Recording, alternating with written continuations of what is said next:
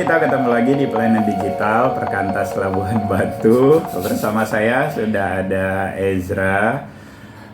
Ini kalau teringat, ini bulan 12, setahun yang lalu, dia masih siswa di dalam kelompok kecil. Kami masih bergumul tentang bagaimana ke depan after high school ya, setelah SMA, seperti apa dengan teman-teman kelompoknya. Tapi sekarang ini saya sudah ketemu, dia sudah sebagai mahasiswa ya, mahasiswa Sekolah Tinggi Filsafat STFT, Sekolah Tinggi Filsafat Teologi Jakarta, STFT ya. Dan dia sudah menyelesaikan semester 1. Ini obrolan yang random, tidak ada settingan. Langsung aja. Tadi datang pagi-pagi, langsung ditodong, kita buat video yuk. Karena kita mau berbagi. Saya kepikiran akan ada satu acara di YouTube, Pelayanan Digital Perkantas Labuhan Batu, ngobrol-ngobrol bareng alumni Persisten untuk menolong AKK ya yang sedang bergumul. Seperti apa masa depannya setelah tamat gitu ya. Nah, sekarang saya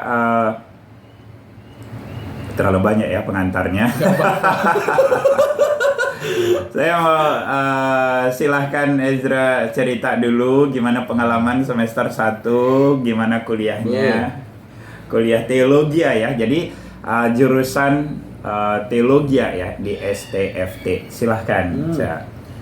Oke, mungkin aku mulai dari pengalaman pertama kali masuk ke sana dulu ya. Jadi sebelum masuk ke sana, dasarku pengen kuliah teologi itu sebenarnya pelayanan gitu ya. Banyak tersentuh dengan apa yang dilakukan oleh Perkantas dan Persisten di sini, dan semacam panggilan yang kurasakan juga untuk menyebarkannya ke semua orang gitu ya. Jadi keluar gitu untuk melayani gitu ya. Waktu masuk ke sana cukup kaget. Sebenarnya ya, cukup kaget karena nggak pernah kuliah, kan pertama kali kuliah ya. Waktu masuk, oh gini kuliahnya. Jadi kuliahnya itu ngapain sih? Sebenarnya secara umum ya sesuai dengan jurusannya, ya kuliah teologi gitu ya. Kita bicara tentang teologi berarti kita teologi gitu, ilmu ketuhanan gitu ya.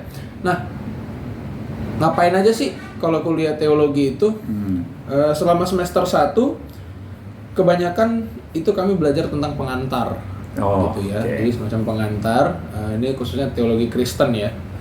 Kami belajar tentang Alkitab. Kalau di sekolah saya itu semester 1-nya itu belajar Perjanjian Lama, misalnya belajar bahasa Ibrani, sejarah kekristenan global, maksudnya secara kekristenan secara umum gitu ya, perkembangannya dari setelah Tuhan Yesus mati hingga saat ini.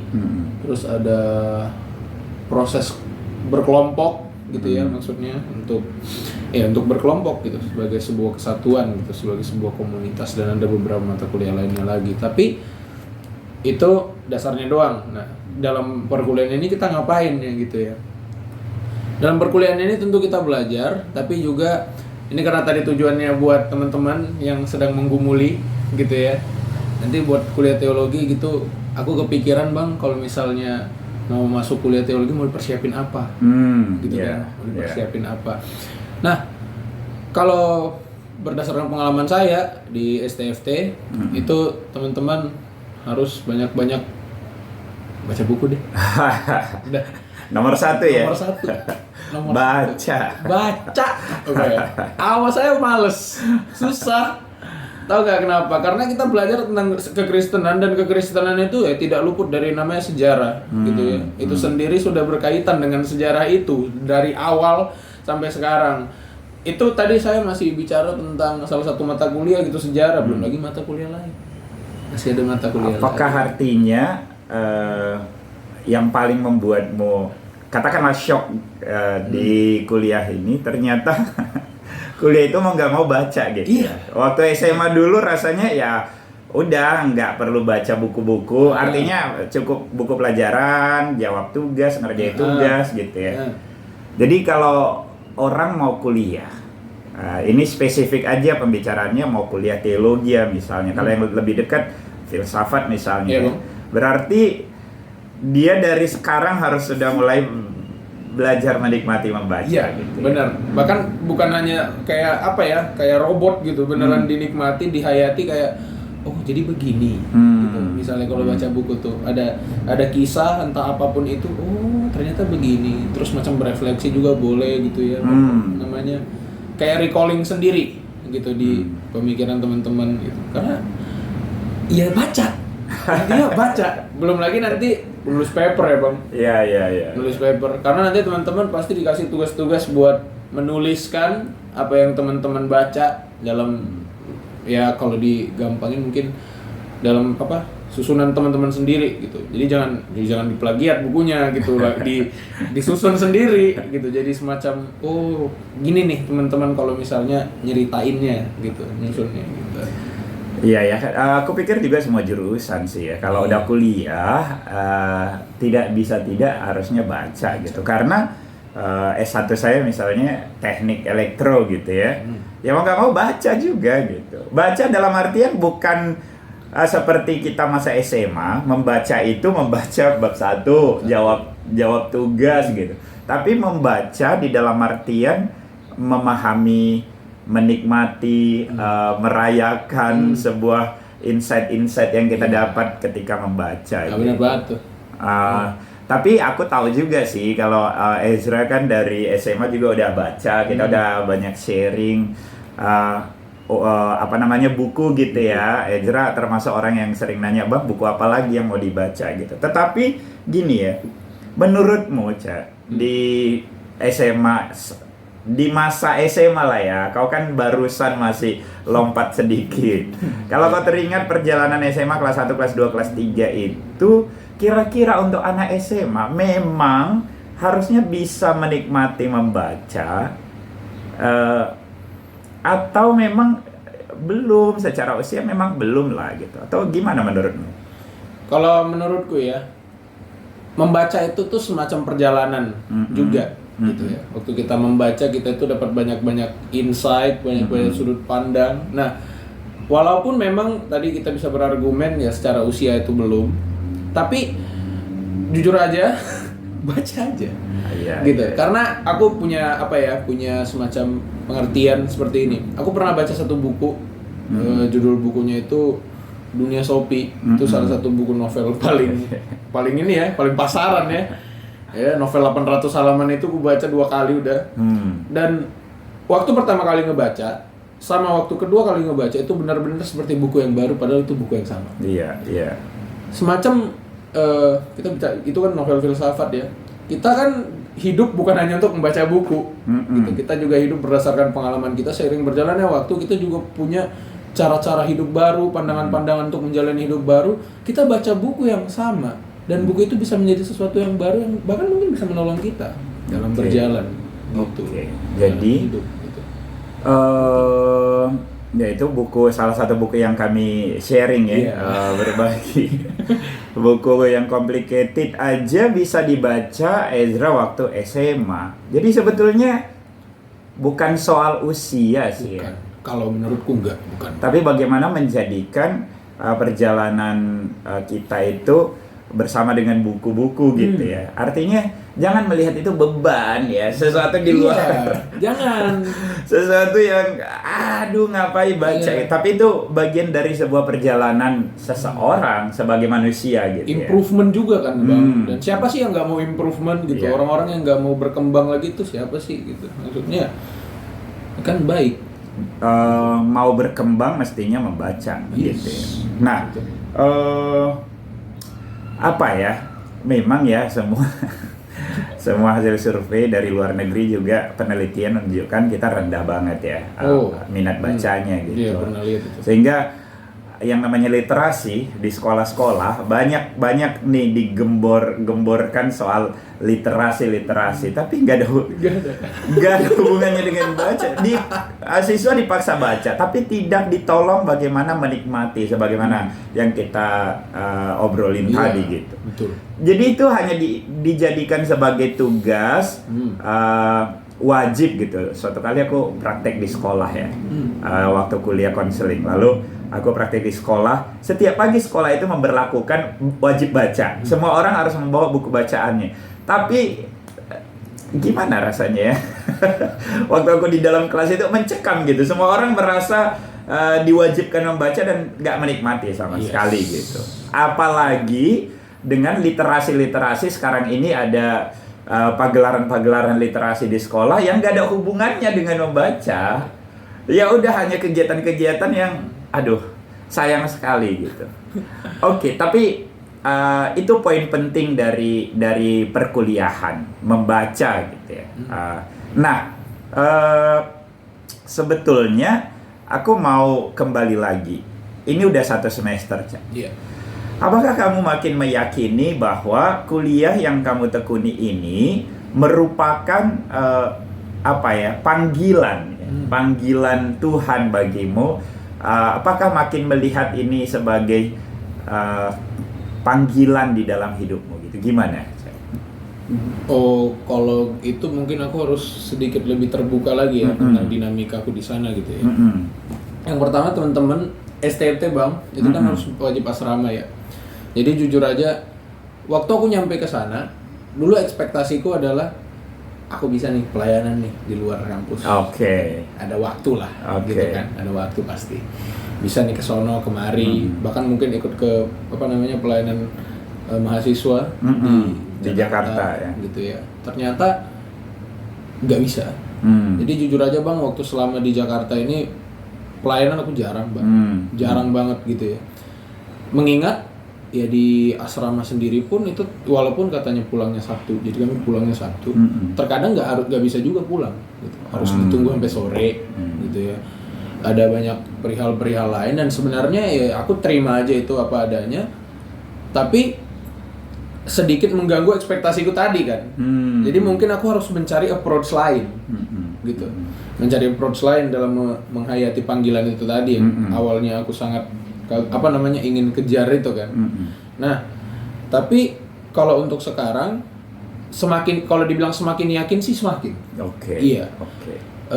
Di dalam perkuliahanku banyak faktor yang membuatku berpikir, yes, this world needs to change. Gitu loh.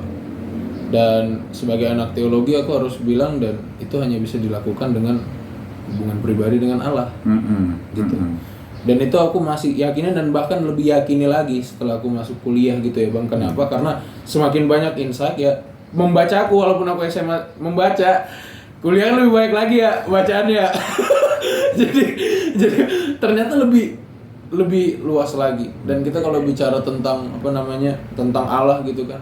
Apalagi kita sebagai nanti kan kita kan jadi orang yang mengabarkan Injil gitu ya Bang. Kita bertemu dengan berbagai macam orang yang kalau mau disentuh itu cara nyentuhnya tuh beda-beda. Iya. Gitu. Makanya sekarang sih makin yakin, tapi berharapnya makin yakin lagi di next semester ini. Gitu. Semester 1 ini ya pengantar yang baik lah menurutku. Setidaknya ya, meskipun sebetulnya kan panggilan itu bukan pekerjaan ya. Pekerjaan itu, pendeta itu pekerjaan. Misal jadi staf perkantas kayak aku pekerjaan, penginjil, misionaris,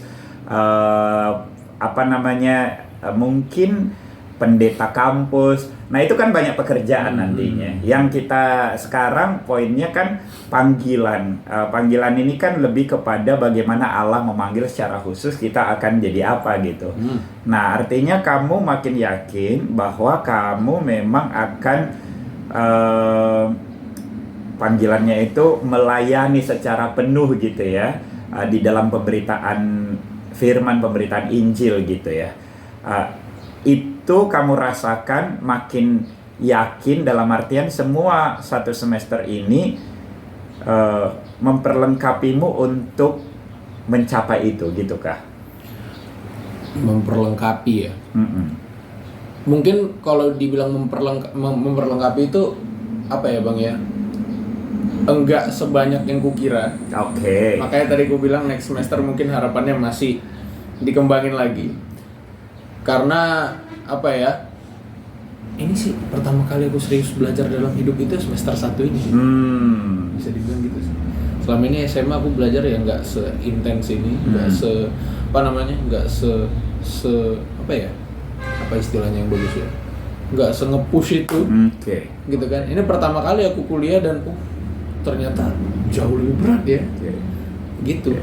Kalau dibilang memperlengkapi, ya tentunya di dalam memperlengkapi itu sendiri aku bergumul dengan tugas kuliah, gitu. Terkadang tugas kuliah kan menghalau pikiran juga terkadang dari hal-hal yang kayak mikirin ke pelayanan, sono misalnya, itu kan terkadang mikirin, oh iya ini gimana ya, tugas kuliah belum selesai, belum ini, belum itu. Nah, aku juga sih nganggepnya semester 1 ini juga semacam penyesuaian juga bang, sama aku dalam dunia kuliah. Gitu. Walaupun terkadang memang perenungan itu tetap ada. Gitu. Gimana ya? Aku udah kuliah 1 semester, bagaimana dengan panggilan yang dulu aku rasakan? Terkadang aku juga masih bergumul dengan itu. Bagaimana panggilan yang dulu kurasakan? Nah, aku mau balik lebih jauh dulu ya. Kira-kira perjalananmu,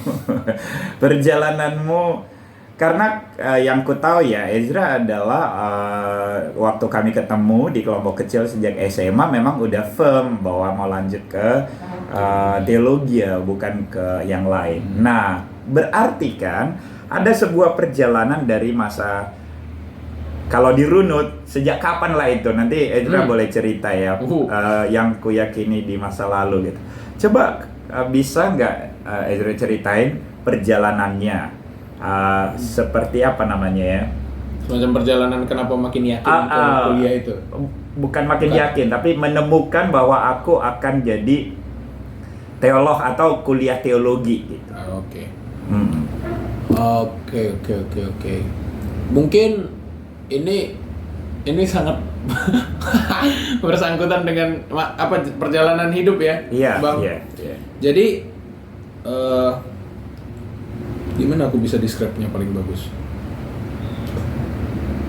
Mulai aja dari perjalanannya, kapan mulai punya beban mau jadi hamba Tuhan kah atau apa masa lalu gitu ya. Jadi awalnya waktu kecil, gitu ya. Aku bukanlah anak yang punya cita-cita yang Ma aku pengen jadi itu, Ma aku pengen jadi ini, nggak terlalu sebenarnya ya. Tapi dulu entah kenapa aku itu pengen jadi pendeta, tapi di situ cuman sampai ke titik dimana aku pengen jadi pendeta, udah nggak ada alasan apa-apa. Nggak ada alasan A, B, C, D, nggak ada.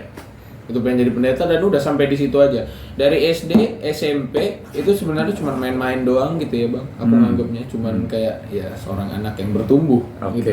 Seorang anak yang bertumbuh, tapi juga di dalam pertumbuhanku ini karena beberapa faktor bang, aku sampai ke pemikiran-pemikiran kayak jujur aja aku dari SD udah mikir aku ngapain sih hidup di dunia. Kayak dewasa banget ya. Nggak tahu mau dibilang dewasa atau enggak ya kan.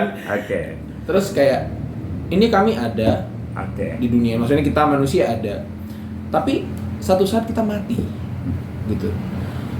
Ini sebenarnya ini hidup untuk apa? Bahkan mungkin ini jadi perjumpaan juga, tapi nanti ya ada hubungannya, nanti aku ceritain juga. Aku nganggap semua itu kayak, oke, sekarang aku ngejar sesuatu, aku kasih makna, nggak sia-sia berarti. Tapi sering berjalan waktu aku bosan dengan itu, seakan-akan semua yang aku jalani sia-sia. Gitu. Ada beberapa faktor yang bikin aku kayak gitu juga bang. Kenapa bisa semikir kayak gitu? Poin besarnya adalah kehidupan ini rasa-rasanya cuman dijalanin mati. Gitu. Itu waktu sampai SMP ya. Nah, aku juga orangnya yang pesimis, bang. Pemalu, pesimis dan anak-anak yang anak-anak yang shy dulu masuknya waktu SMP karena ada beberapa hal, salah satunya bully ya. Itu membuatku agak sedikit susah dalam mengutarakan apa yang sebenarnya jadi sudut pandangku. Gitu. Jadi anak yang sering ngerenung sendiri jadinya bang. Gitu kan. Nah awalnya di situ sampai ke pertanyaan, jadi ini Tuhan ada atau enggak? Itu aku tanyain waktu aku lagi di ayunan duduk. Jadi lagi ngayun gitu kan, nge. Tuhan ada atau enggak ya? Usia berapa? SMP kelas 3 bang. Wow. Kelas 2. Tuhan ada atau enggak ya? Karena jujur aja ya guys, aku dari kecil pergi ke gereja itu semacam bertanya-tanya juga sebenarnya. kok di gereja tiap minggu pengakuan dosa ya? Iya. Tapi manusia besoknya dosa lagi. Apa sih? Gitu. Ya, gereja juga SD sampai SMP aku cuma nganggapnya seperti formalitas doang, Bang. Jujur aja. Kayak aku juga datang yang paling nyari teman-temannya. Iya. Gitu ya. Untuk ibadah kurang ngerti, intinya datang aja lah, gitu kan. Datang pengakuan dosa banyak gitu kan. Nah, sampai waktu aku masuk Persisten. Gitu. Nah, dulu sih waktu masuk Persistennya itu aku bilang itu berkat ya Bang ya. Okay. Karena itu benar-benar timing yang gak aku sangka-sangka. Itu kelas 2 ya aku Kelas masuk. 2. Sama si Gihon ya. Iya. Ya, itu Gihon juga, itu teman sekelompok. Di situ nggak ada planning tertentu, udah masuk aja gitu. Hon, aku kayaknya kok nggak ada kelompok lagi ya. Iya, masuk bareng, udah masuk, aku datang. Di situ aku ingat banget, aku lupa lagi bahwa itu ada kertas pertama kali bahan yang kami pelajari itu tulisannya itu pelajaran tentang jaminan. Iya. Pelajaran tentang jaminan itu sampai sekarang masih ku ingat banget itu.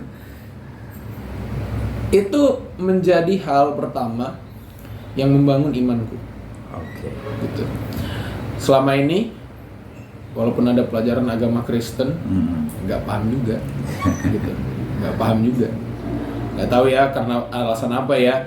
Tapi waktu kelompok dan itu dibuka dengan pelajaran tentang jaminan itu semacam membuatku, oh, ternyata ada sesuatu yang pasti. Ada sesuatu yang menolongku di balik segala dosa-dosa yang ku berbuat ini juga dulu. Karena aku juga jujur aja ya, walaupun aku tadi bilangnya Tuhan itu ada atau enggak dan hidup ini untuk apa, aku mengakui bukan terkadang banyak perbuatanku itu yang salah. Dan kalau Tuhan itu katanya maha benar, kayak manalah aku yang nggak bisa ngelihat matahari ini bisa ngelihat Tuhan. Mati kali aku, apalagi dengan dosa-dosa yang ku perbuat. Jadi sebenarnya Bang, pemikiranku kayak, ya kalau ada pun Tuhan apa diterimanya aku ya. Gitu. Kalau ada pun Tuhan apa diterimanya aku ya. Walaupun balik lagi tadi aku bilang tiap minggu ke gereja, Yesus mengampuni, haleluya. Besoknya tetap berdosa aku. Kayak jadinya nggak tahu mau menghayati apa, nggak tahu gitu. Waktu masuk ke ke kelompok, belajar tentang jaminan, belajar tentang transformasi hidup, gitu ya, belajar tentang kehendak bebas dan hal-hal itu membangunku. Awalnya itu untuk individuku dulu, Bang. Gitu. Awalnya gitu. Seperti menemukan apa yang ku cari selama ini gitu. Ya. Nah iya, bener banget. Kayak jadi gini. Ada sesuatu yang pasti yang bisa kulakukan untuk membuat dunia ini lebih baik lagi. Gitu. Walaupun awalnya itu harus dikenakan ke aku dulu ya. Maksudnya secara individu aku harus dilahir barukan dulu, diubahkan dulu. Gitu. Selama ini ternyata aku bisa gitu. Nah, mulai dari situ semakin sering kelompok, semakin sering sharing tentang dosa-dosa saya yang saya lakukan, dan semakin sering membaca juga termasuk Bang. Jadi jujur aja dulu Bang, rajin membacanya itu setelah kelompok Bang. Iya. Aku ingat banget guys, beberapa bulan setelah kami kelompok ada juga di situ Kemsis ya Bang. Iya. Ada Kemsis ya. Setelah pulang dari Kemsis ya, Kemsis Persisten, pulang nyampe di rumah, aku tanya langsung ke Bang Rigo, Bang, aku pengen rajin membaca. Aku gak pernah membaca serius selama ini. Tolong berikan aku beberapa rekomendasi buku. Aku ingat banget di situ Bang Rigo ngasih aku buku, beberapa itu ditulis sama Sensen Jaya. Iya. Tentang leadership reform sama renungannya itu loh Bang, yang bukunya yang warna biru. Iya. Itu juga Injil dalam kehidupan sehari-hari. Iya, menginjili hidup, menghidupi Injil. Itu juga bikin diriku semakin membentuk diriku untuk menjadi hamba Tuhan yang lebih utuh lagi. Belum utuh tapi lebih utuh lagi. Terus dibarui dan akhirnya sampailah ke perenungan bahwasanya orang-orang pun memerlukan ini. Gitu. Jadi semacam ini ya Bang ya, semacam wahyu, aku sudah diselamatkan, maka orang lain pun perlu. Ya. Gitu. Karena aku juga melihat dari semua buku-buku yang kubaca, bicara tentang dosa, bicara tentang kebiasaan-kebiasaan manusia dan natur manusia. Ini sesuatu yang kompleks. Oke. Sesuatu yang ya harus dibicarakan gitu. Untuk membuat dunia ini shalom lagi. Oke. Gitu. Ya, jadi dulu awalnya di situ, Bang. Barulah muncul pemikiran. Jadi sebenarnya awalnya dulu waktu masuk kelompok itu masih pendeta yang aku bilang tadi. Ya, jadi umum pendeta, lah umum gitu ya. Iya. Oke. Berwibawa dan bla bla bla, entah apalah itu. Ya kan? Tapi begitu masuk itu baru benar-benar kayak pengen keluar. Gitu. Keluar membagi, dan ini perlu. Ini dunia memerlukan ini. Gitu. Jadi dari situlah awal. Sebetulnya panggilan itu tidak sesederhana misalnya kalau kita ke Alkitab gitu, Samuel gitu ya, tiba-tiba mendengarkan ada Samuel dan dia nggak mengerti sampai kemudian dia pergi kepada Imam Eli, terus Imam Eli aware, oh itu panggilan Tuhan, nanti kalau dipanggil jawab aja ya Tuhan ini aku gitu.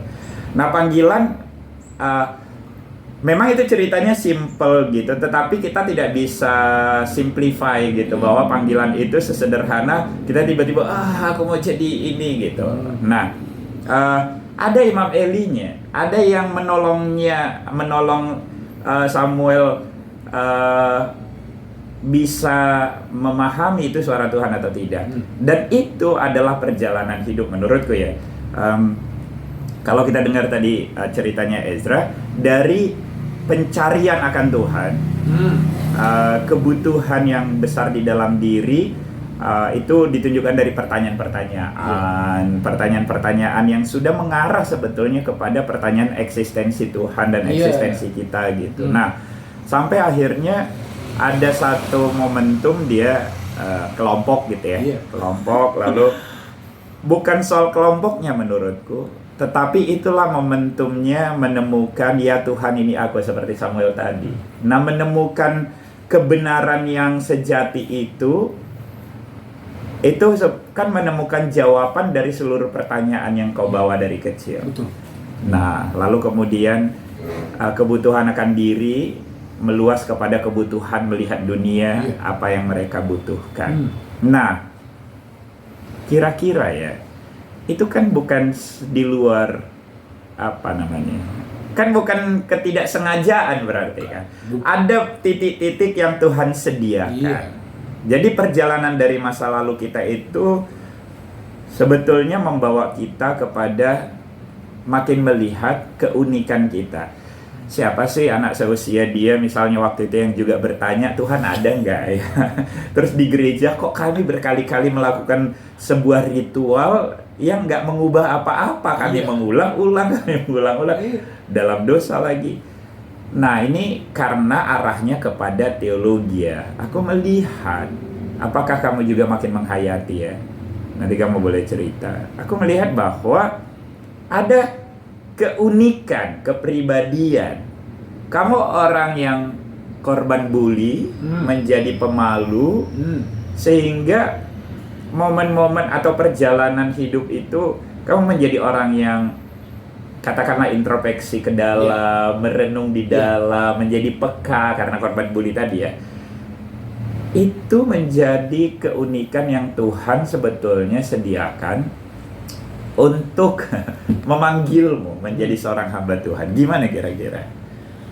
Aku juga mau berargumen benar seperti itu, Bang. Iya. Kenapa juga salah satunya alasanku makin kuat itu adalah karena keunikan yang Tuhan berikan itu padamu. Iya. Dan melalui panggilannya yang, maksudnya gini loh, Bang. Kayak dari semua pertanyaan, dari semua hal, banyaknya pertanyaan yang ada di dunia ini kan aku cuma nanyain pertanyaan-pertanyaan itu tuh. Iya. Semuanya kok bisa dijawab kayak satu jalan gitu ya? Kayak ada titik-titik yang kayak abang bilang tadi, ada titik-titik di hidupku yang nggak beraturan tempatnya, gitu ya. Entah aku pas SD, SMP, SMA sebelum kelompok, ini kok kayak jebret gitu. Yang di SD jawab, di sini kejawab, di sini kejawab. Wih, kok gini ya? Gitu. Jadi di dalam apa namanya, di dalam dunia yang ruwet gitu ya, dia bisa menyentuhku. Oke. Dan itu pertanyaanku doang, belum pertanyaan orang-orang lain gitu yang beda-beda mungkin approach-nya gitu Bang. Dan ya itu juga salah satu faktor. Berarti memang akhirnya ya panggilan hamba Tuhan banyak juga sih ya. Banyak. Tetapi kalau aku bisa simpulkan, panggilan yang kau yakini adalah, aku melihatmu ya punya beban bagaimana menolong orang bertemu Tuhan di dalam hidupnya, karena itu yang kau alami gitu ya. Exactly. Jadi kamu bisa melihat setiap orang itu adalah dirimu yang dulu, yang sebetulnya yang mereka butuhkan itu Tuhan di dalam seluruh pencarian hidupnya, di dalam seluruh problematikanya ya, keluarga kah, lingkungan dan lain-lain lah gitu ya. Itu sebuah proses ya.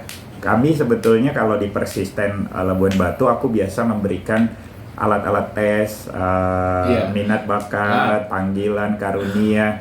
Nah, sehingga gini, cerita dalam perjalanan hidup kita, itu pun cara Tuhan memanggil. Lalu kemudian dipadukan dengan pengenalan akan keunikan diri. Dan alat-alat tes yang dulu kita pakai itu hanyalah salah satu sarana untuk menolong kita makin mengenal potensi dan keunikan kita, yang akan menguatkan, oh iya, Tuhan memanggil aku sebagai, secara spesifik kalau Ezra, sebagai hamba Tuhan yang akan memberitakan Injil, membawa orang bertemu Tuhan, gitu kira-kira ya. Benar.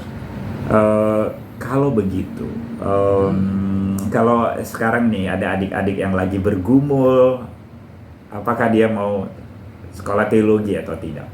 Nanti kita akan bicara agak lebih umum ya, soal memilih, kenapa memilih di mana gitu. Tapi kira-kira kalau ada orang mau bergumul, apa saranmu gitu? Bagaimana kau akan menolong dia untuk menemukan keyakinan bahwa dia memang Tuhan panggil sebagai hamba Tuhan, menjadi, apakah menjadi pendeta atau apalah ya, jadi teolog.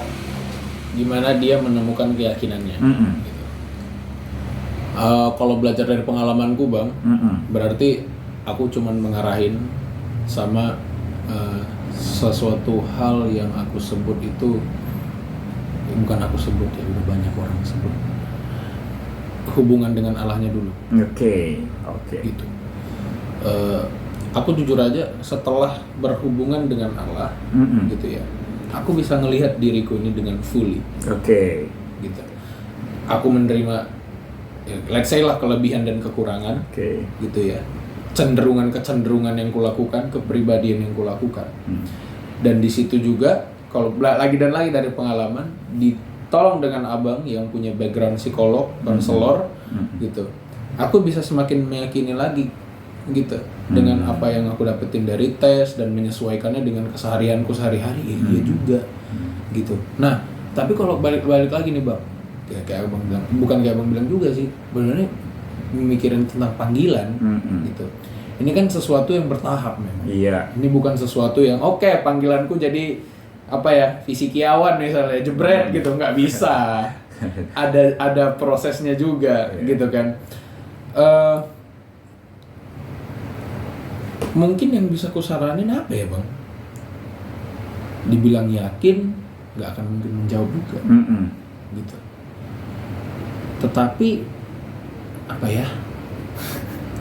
Bingung juga sih sebenarnya, karena emang masih rumit ya. Tapi relasi yang kau sebutkan itu artinya bahwa panggilan itu harus betul-betul kita dengarkan dari apa yang Tuhan nyatakan gitu ya, di dalam diri kita, dan terlihat dari banyak hal. Contohnya salah satu dari yang aku bilang tadi, dari kepribadian, perjalanan hidup kita, itu bisa banget. Dan talenta-talenta yang diberikan itu kan mendukung, dari mendukung, ya, suara yang memanggil itu. Iya. Nah, untuk mendengarkan suara itulah yang Ezra tadi sebutkan, tidak mungkin kalau kita tidak berrelasi dengan Tuhan. Tadi waktu di awal kau sebut itu ya, aku langsung teringat yang viral sekarang yang makin terbuka kehidupan para pendeta sebetulnya ya makin mengalami satu strata kehidupan yang mewah gitu ya, yang fasilitas kehidupannya semakin disediakan oleh gereja yang makin mapan gitu ya. Sehingga membayangkan hamba Tuhan, dulu kan orang kalau ada yang menyerahkan dirinya jadi hamba Tuhan, kita tersentuh banget gitu ya, merasa wah ada orang yang menyerahkan dirinya. Sekarang pun iya di dalam pengertian yang benar gitu. Tapi ada yang ada salah satu adik ya, mungkin nanti suatu hari aku akan wawancara dia juga ngobrol, karena suatu hari dia bilang gini, aku disarankan orang tuaku untuk jadi pendeta. Karena katanya itu lebih terjamin. Lihat pendeta kita gitu. Iya dong, gajinya jelas, bulanan, dana pensiunnya semuanya gitu, fasilitas hidupnya. Nah, tapi yang menarik adik itu langsung ngomong, tapi aku tidak, karena aku yakin bukan itu panggilanku. Ngapain aku mengikuti ke situ gitu kalau itu bukan panggilan. Yang kau lihat gitu ya, teman-temanmu juga yang masuk ke STT itu atau di kalangan remaja yang selama kamu bergumul kelas 3 kemarin ya, gimana ya kau melihat orang-orang yang memang mau sekedar mau jadi pendeta gitu, seperti impianmu masa kecil itu kan itunya sebetulnya, berwibawa, didengarkan kan itu. Nah, gimana kira-kira kau melihat banyak orang-orang yang hanya mau jadi hamba Tuhan, pendeta oleh motivasi yang tadi itu semua, bukan karena merasakan panggilan yang kuat itu? Kalau dari nyuruh ngasih penilaian begini agak ngeri ya gue ya, Bang. Jujur aja ya. Tapi mungkin kalau aku boleh diberikan memberikan opini, sungguh disayangkan aja. Sungguh disayangkan. Kenapa? If I can talk gitu ya, boleh ngambil dari Alkitab itu sendiri. It's never about us. Iya. Gitu. It's never about that kita berwibawa. Gak pernah tentang kita didengarkan. Gak sesimpel itu. Gak pernah tentang kita akan naik ke mimbar. Terus gak pernah tentang, ya kalau misalnya ada ditanya pekerjaannya apa pendeta, wah bapak pendeta, gak pernah tentang itu. Tapi juga lagi dan lagi mengutip dari buku yang pernah Abang bagikan lagi, it's about the end of us, the end of me. The end of me. Iya. Kenapa? At the end, it's about God. Gitu. God, hubungan kita dengan God, maka kita bisa menciptakan hubungan yang sebenarnya juga dengan orang-orang. Dan kalau fokusnya tadi memang ke seorang teolog, seorang pendeta itu menyerahkan diri, ya terus terus sebarkan, perbesar, terus sampaikan berita kebenaran itu. Jangan berhenti, karena semua orang memerlukannya tanpa terkecuali. Gitu. Sayang sekali gitu ya kalau akhirnya orang-orang yang masuk di sebuah STT yang menghasilkan para hamba Tuhan memasuki gereja-gereja adalah orang-orang yang memang hanya memenuhi keinginan untuk bekerja bekerja dalam artian ya ini pekerjaan sekarang lebih menjanjikan daripada sekedar kuliah-kuliah umum, matematika, fisika, kimia, dan seterusnya, kuliah teknik yang bahkan belum tentu bekerja gitu. Masa depan gereja ditentukan oleh orang-orang seperti ini jadi apa? Ini yang akan membuat kita akhirnya melihat ya gereja sekarang tinggal monumen gitu. Diisi orang-orang yang hanya memenuhi eksistensi dirinya, bukan lagi panggilan untuk membawa umat mengalami Tuhan dalam hidupnya gitu. Teringat ada satu WA orang yang kamu kenal gitu ya, tapi nanti lah ya, siapa tahu dia suatu hari juga aku bisa ngobrol bareng dia. Dia bilang, "Bang, sedih sekali ya ketika gereja tidak lagi memiliki spiritualitas gitu. Aduh, ya itulah yang terjadi. Tetapi justru di sanalah kalian dibutuhkan.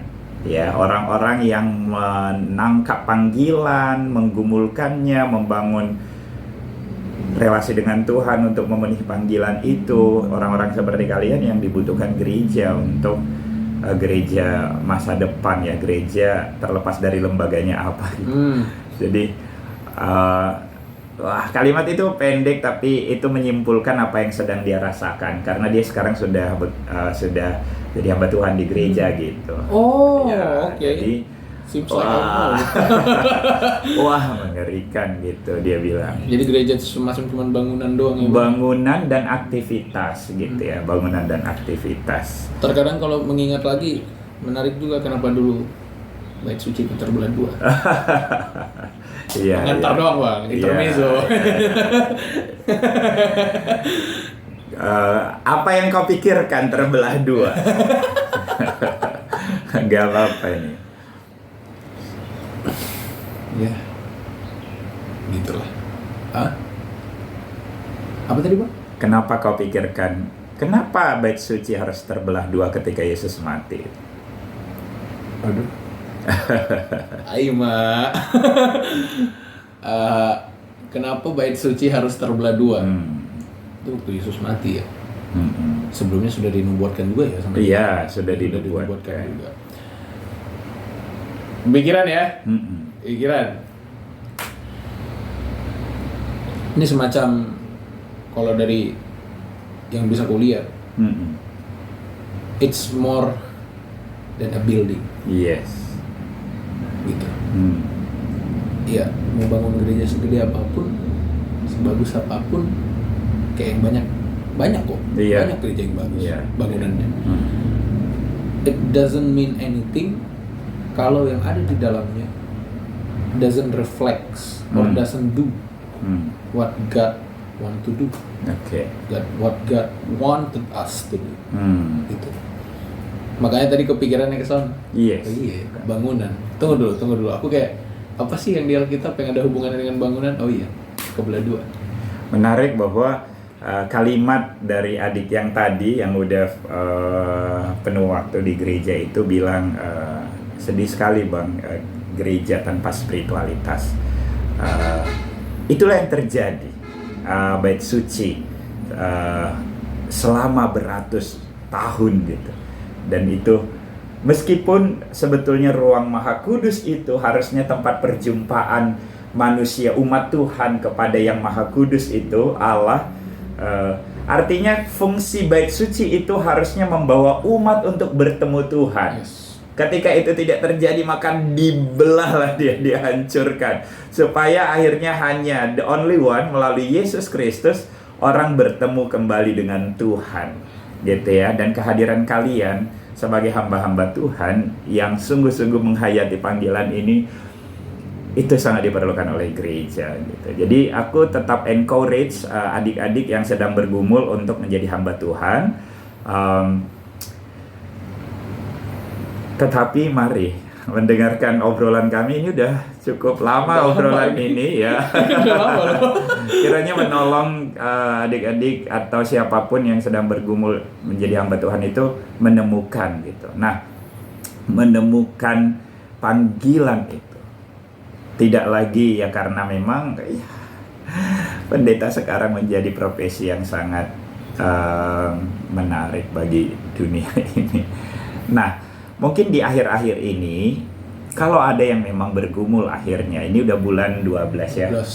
Apa yang perlu dia siapin kira-kira step-step seperti yang kau lakukan akhirnya misalnya memilih STFT gitu ya. Nah, ini kan kita nggak tahu dari gereja manapun yang mendengarkan obrolan kita ini. Kalau ada yang memang betul-betul iya aku lagi bergumul nih. Nah, apa langkah-langkah yang harus disiapin untuk menuju kepada kuliah teologi? Oke, kalau memang fokusnya udah mau langsung masuk ya bang? Yes, udah nggak ragu lagi. Aku memang mau jurusan teologi. Teologi, jebret.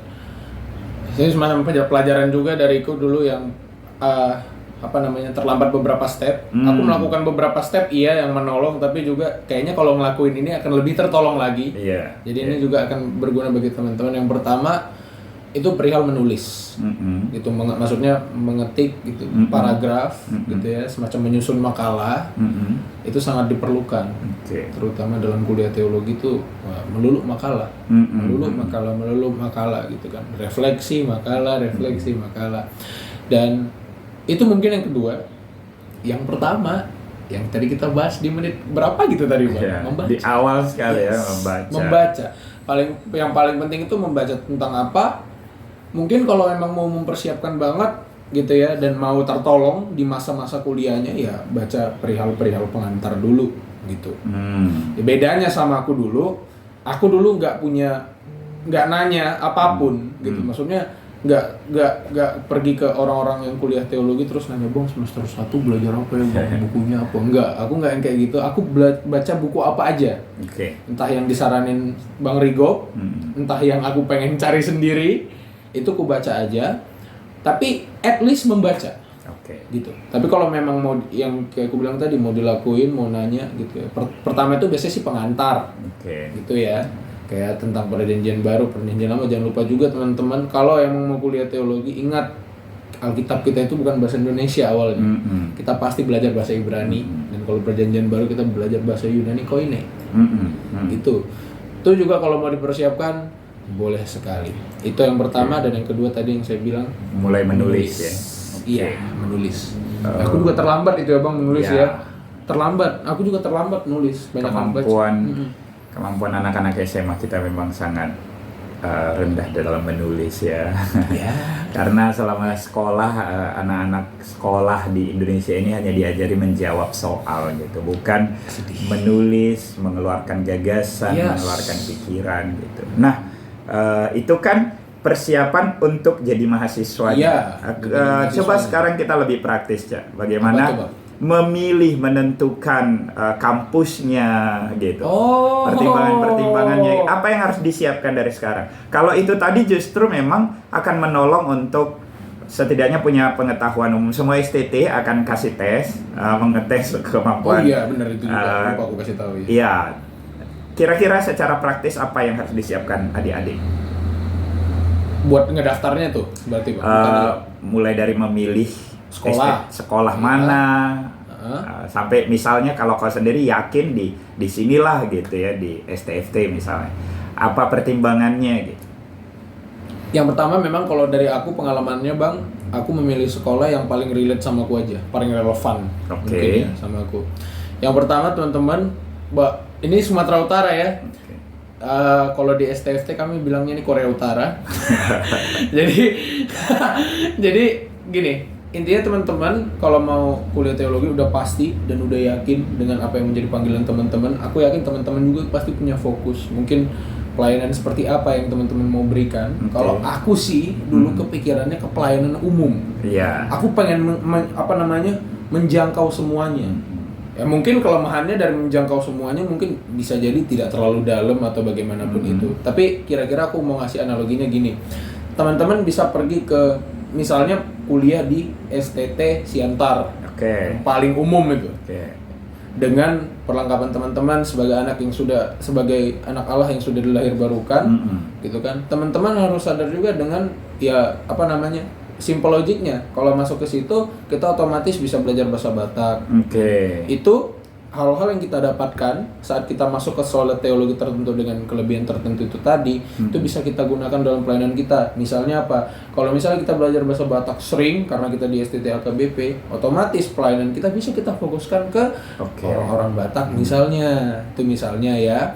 Kalau misalnya mau pergi ke yang lebih umum ke STFT Jakarta, saya yakin itu pergumulannya akan lebih dalam lagi. Gitu kan, entah mau fokus kemana. Karena jujur aja, Bang, kalau di kampus kami itu fokusnya macam-macam. Entah itu bisa ada hubungannya dengan ekologi, jadi ekoteologi, entah itu alam, kayak kita yang sering lakukan juga konseling, itu juga ada, mau biblis juga ada di situ. Dan itu pemilihan sekolahnya balik lagi ke preferensinya teman-teman berdasarkan bidang-bidang apapun. Misalnya mungkin kalau misalnya tentang ekonominya gitu ya, Bang ya. Tapi mungkin kalau bicara tentang ekonomi, yang aku tahu sekarang sekolah tinggi teologi lagi banyak beasiswa. Itu yang aku tahu. Banyak banget beasiswa yang dibagikan sama anak-anak teologi. Oke. Oleh karena itu, kalau memang udah rajin milih sekolah, begitu masuk juga baik-baik sekolahnya. Oke. Rajin. Teman-teman, banyak STT menyediakan beasiswa khususnya S1 full. Jadi jangan takut ya, jangan takut. Jadi bukan kekhawatiran ya, kesulitan untuk kuliah bukan meyakini firm dengan kuliah teologi ya, seringkali adalah batasan gereja gitu. Batasan gereja. Nah, karena itu tadi Eca udah bilang, kenali bidang apa. Teologi ya nggak sesederhana mau jadi pendeta. Pendeta itu pekerjaan. Tadi kan sudah kami ulas, pendeta, misionaris, bahkan pendeta muda di sekolah, dimanapun, di penjara. Ada banyak profesi yang akan menerima jurusan teologi. Nah, guru agama juga. Jadi yakini teologi, tetapi jangan berhenti di sana. Coba mulai lihat. Ezra tadi bilang, coba mulai lihat bebannya di mana gitu. Itu akan sangat menolong. Nah, ketika kita dapat bebannya, kalau memang firm mau jadi pendeta yang spesifik banget, gereja kita, dan gereja kita itu adalah gereja yang sangat spesifik, gereja Batak, ya udah enggak apa-apa, pilih langsung STT ya. HKBP misalnya. Langsung ya. STT HKBP. Ya. Kalau misalnya kayak kami GKPI di STT Abdi Sabda misalnya, bisa. Atau di UKDW atau di mana yang memang langsung ya berhubungan misalnya dengan sinodenya.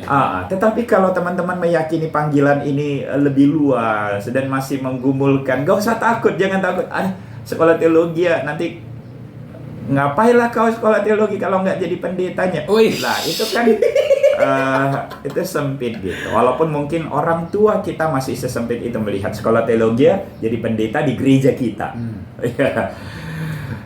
Itu penting untuk kenali kita passionnya, minatnya di mana. Nah untuk itu setelah kita tahu barulah pilih STT-nya. Tadi Eca udah bilang kalau misalnya umum ya udah banyak STT, STFT gitu ya. Sekolahku atau universitas UKDW, UKSW misalnya, atau universitas yang menyediakan sekolah teologi. Di Sumut misalnya ya IAKN ya Bang? IAKN itu umum juga gitu ya. Jadi termasuk sebetulnya juga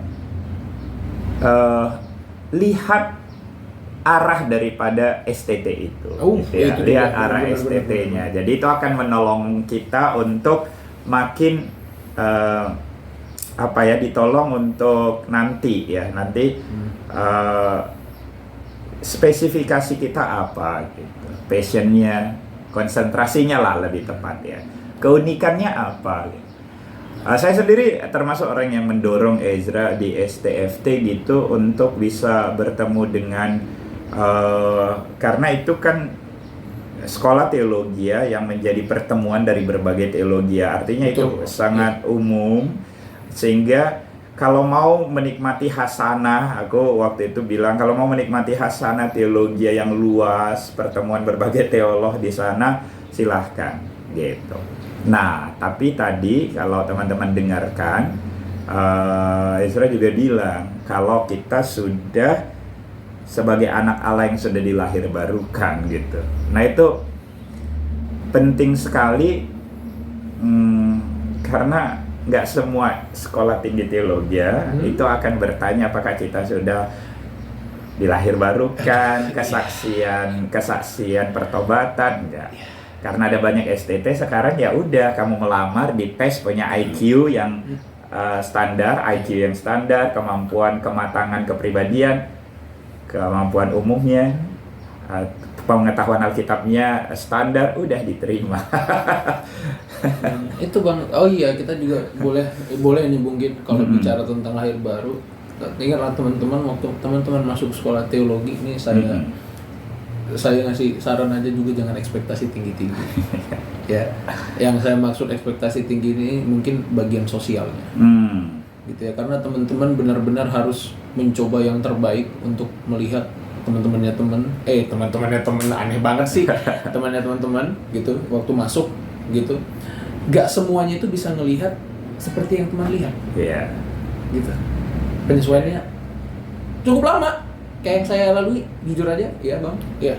Perlu tenaga ekstra.